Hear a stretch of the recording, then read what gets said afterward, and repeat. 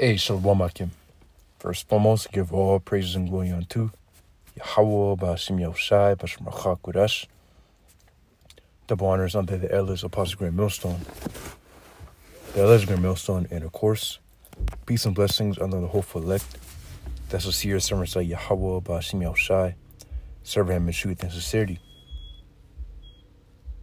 Yes, on the brother Chayaba from G-Man's Plain Devil's Camp. Come on back with another lesson to his spirit. Yes, so this lesson will be based off this article from nationalnews.com, which is titled, How Central Banking Endangers, or it says, the Fed's $1 trillion gamble. How Central Banking Endangers the Dollar and Your Wallet. Yeah, and obviously we know what they want to transition to as a central banking system, where all the small banks are pretty much eliminated. And what the elites, and I say they, obviously I'm speaking about the elites, the elite Edomites, starting with the elite international bankers. Pretty much what the ones who own all the corporations. They own all the banks. They own all the money. It all goes to them. When they want, the system be, or the banking system be 100% central, where they have, or pretty much what they have control and access onto everybody's money.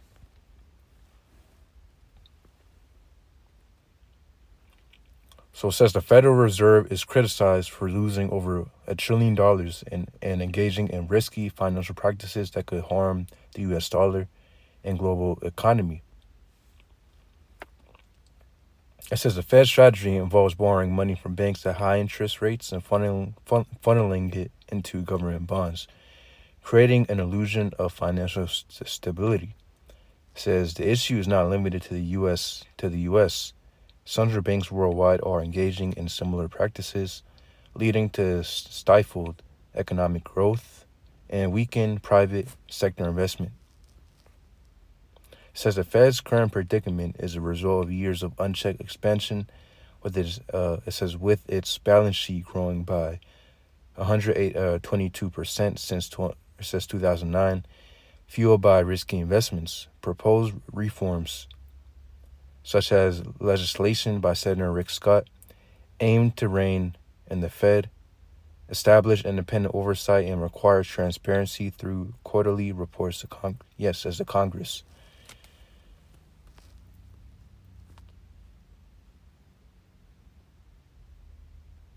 Yeah, continuing on, it says, the Federal Reserve, once the bedrock of American financial stability, is now under fire for what critics are calling a reckless and unsustainable gamble with taxpayer money. A former World Bank president has sounded the alarm, revealing that the Fed has lost over $1 trillion and counting, turning it into what he describes as a giant hedge for fund. A giant hedge fund for the rich and powerful. It says this revelation raises serious concerns about the strength of the U.S. dollar and the long-term stability of the global economy. Yeah, and ultimately they're doing this for a reason.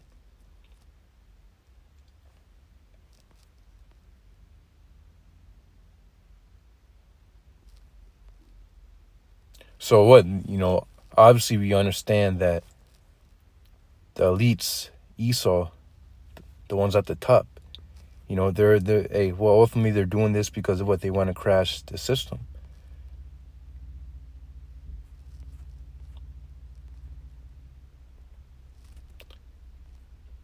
Yes, as a history of recklessness, the Fed's current predicament didn't happen overnight. It's a result of years of unchecked expansion and lack of accountability. Yeah, getting to the point.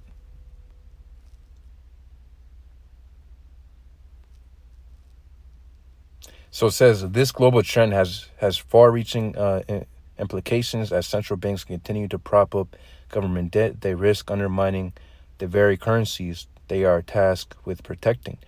The U.S. dollar, long considered the world's safest asset, is particularly vulnerable. says if confidence in the dollar erodes, the consequences could be catastrophic, leading to higher inflation, reduced purchasing power, and it says and a potential collapse of the global financial system. And well, that's exactly what they want. Why? Because they want to introduce the new system, which ultimately was going to be the NWO. What they want to introduce a new system where what the dollar crashes, the financial system crashes. What they want to introduce, a new system,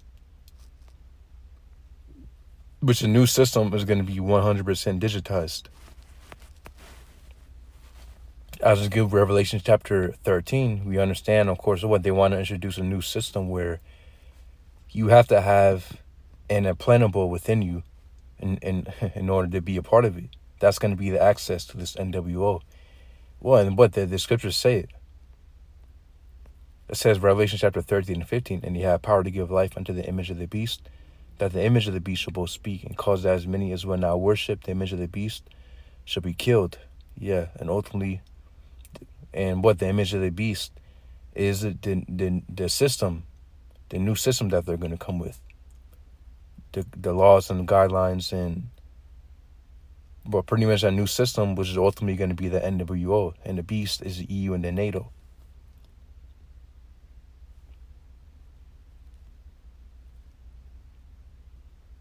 It says that the image of the beast shall both, shall both speak, and cause that as many as will not worship the image of the beast should be killed.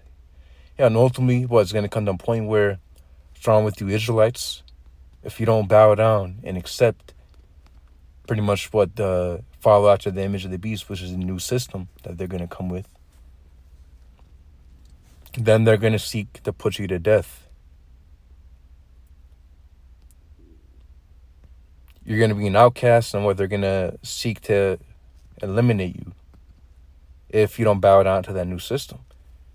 And what's going to be that new access to this new system? It says verse 16, and he calls all both small and great, rich and poor, free and bond to receive a mark in the right hand or in their foreheads. Yeah, see, so causing meaning he's going to mandate upon what? It says both small and great, rich and poor, free and bond. So pretty much upon everybody, he's going to mandate what? It says to receive a mark in the right hand on their foreheads. And when you get that word for mark within Greek, it's a Greek word, charagma, which means a stamp, or pretty much a physical stamp. It's a scratch or etching. Let's to get the word real quick within the Greek. Greek word is charagma, which means it says a stamp and a print a mark, or the mark stamped on the forehead or the right hand as a badge of the followers of the Antichrist. So this clearly going to be something physical. It's not going to be spirit, something that's spiritual. No, it's going to be something that's 100% physical. Why? Because this is literally going to be the new system that Esau is going to introduce.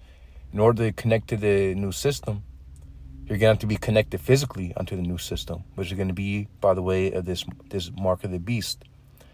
So it says Strong's definition, meaning is scratch or etching, i.e. a stamp as a badge of servitude. So it's going to be something that's scratched into you, etched into the skin. And I'm saying you for those who take it. Of course, we know the elect of the nation of Israel, the elect Israelites, because the Lord is only dealing with Israelites. The elect Israelites, they're going to be safe from this mark. No matter what. Unto death. No matter what, they're going to ultimately, the elect of the nation of Israel, they're going to ultimately trust in Yahweh Bashem Yahushai, even unto death. And the Lord will save a lot of Israelites and deliver them from, these various situations that will arise.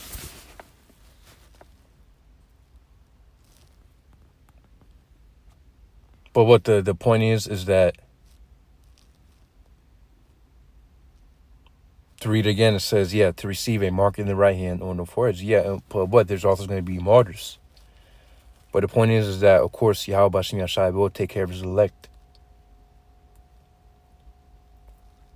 Because the martyrs, what, they're going to be the first ones there for dying for the name of Yahweh Bashem Yahushai. They're going to be the first ones with Yahushai. So it says, verse 17, and that no man might bar such if he that had a mark or the name of the beast or the number of his name. So what the mark, when you look at today, so what? Keep in mind, this is going to be something that's etched into the skin, scratched, and it's going to be something shown as a badge of servitude. So Esau is going to have to scan you to see if you have it. You're going to have to be identified with this thing. Because why is a badge of servitude? Showing your service for something. So obviously it's going to be something that Esau would have to see physically. It says, and that no man might bar such if he that had a mark or the name of the beast or the number of his name. So you won't be able to buy or sell without this mark. So what does that say? That, that's saying that in order to have access onto making transactions, buying and selling, you will need to have this mark. So when you look at today, what it matches onto, it matches up exactly onto the implant, the chip, the RFID chip. And that's exactly what it is. That chip that they want to put in everybody's body, it obviously has capabilities of making payments. And what you can buy or sell with it. So that's exactly what they want to do. What they want to crash the system, so that they can introduce a new system, which a new system is going to be 100%. All payments will be 100% digital. And what's going to come to a point where they're going to eliminate all forms all forms of digital payments, except for the RFID implant, the chip. They're going to eliminate the cards, the debit cards, the credit cards, the physical credit card, debit card, and Apple Pay. But pretty much in order for you to make any payment, you're going to need to have that chip. And that's where they're going to come with. That's going to be the temptation that the scriptures speak about in Revelation chapter 3 and 10. We'll get this after this. It says, verse 18, here is wisdom. Let him that hath understanding count the number of the beast, for it is the number of a man, and his number is 666. So right here, it's telling us what that number is that Esau is going to be using. With 603 scores, and 6 is 666. And obviously, that's a number that the higher ups love to use. The elite Edomites, the Rothschilds, Rockefellers, and pretty much the ones at the top, they love to use the number. They put it within their company logos. They put it hidden within movies. Pretty much within entertainment. You'll see the lower luminaries, such as the celebrities. They'll be throwing it up, showing you that they're a part of it. Again, this is the number that they love using. Within the barcode, you'll see within the barcode language, pretty much you'll see the 666 right there. So hey.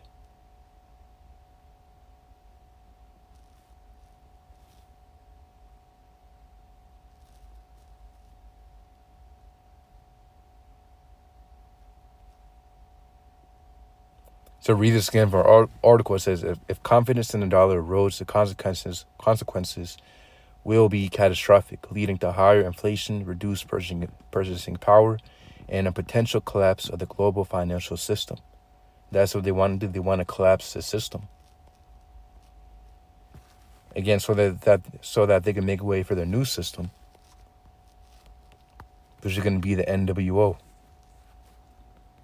Read this real quick. It says, Revelation chapter 3 and 10, because thou hast kept the word of my patience. By the way, this Yahushai speaking, him speaking onto really the elect Israelites, the ones who have been chosen by Yahweh Bashem Yahushai, predestined to be a part of the elect of the nation of Israel and to receive salvation. It says, because thou hast kept the word of my, which us brothers, we hope to be a part of, us brothers and a few sisters out there within the truth, laboring for Yahweh Bashem Yahushai. That's what we hope to be a part of.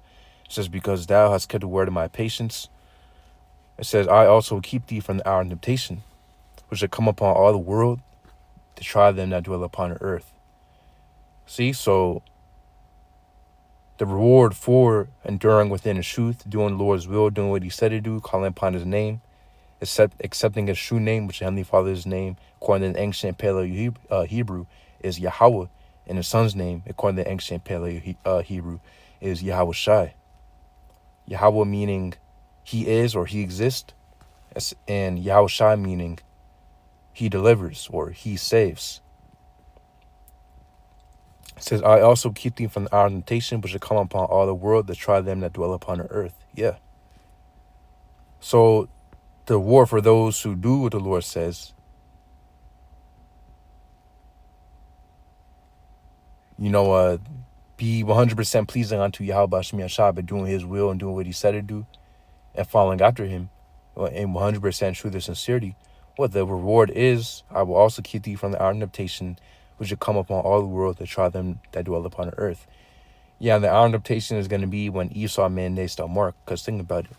Once he mandates it and he completely has it where you won't be able to buy or sell without it, that's going to be a great temptation in itself, man. So this means you won't be able to have access to paying for anything within society.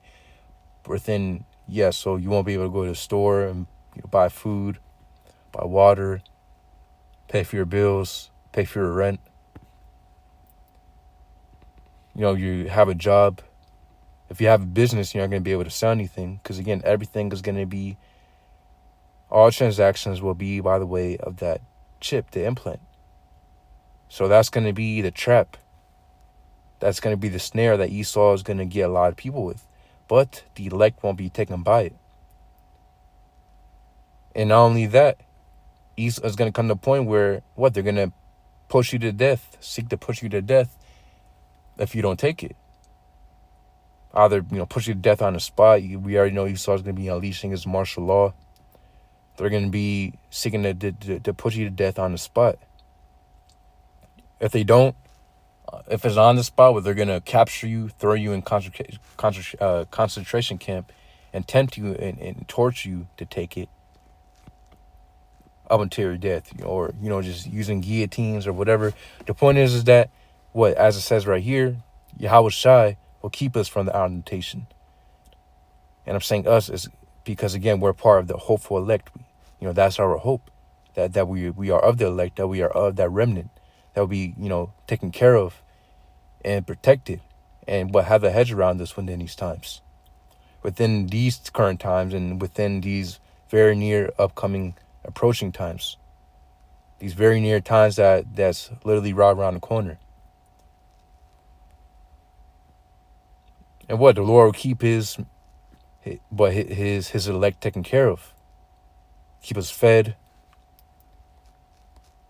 and make sure we're taken care of, man, within these times. And we understand that there's many accounts within scriptures where the Lord took care of his servants. So how much more now with how bad things are going to get? Like Daniel chapter 12:1 says, it says how, there's going to be like a time never pretty much witnessed upon the planet Earth. So this is going to be the worst time that we're going to be entering into. With all these temptations coming, man. And, all these trials and tribulations coming. But again, our faith, and we already know that, of course, through our faith, that Yahweh Shem Yahshua will take care of us. And that's our hope. And hey, the Lord, if the Lord says something, but he's going to do it. Our only hope is that we're a part of it. That's why it's important for us to keep on laboring and doing the will of Yahweh Shem Yahshua according to 100% truth and sincerity. So I believe that's a point. Lord's will, you brothers that are edified. Yahweh Shem Yahshua, Peshem Kakodash, Brakathum. Shalom.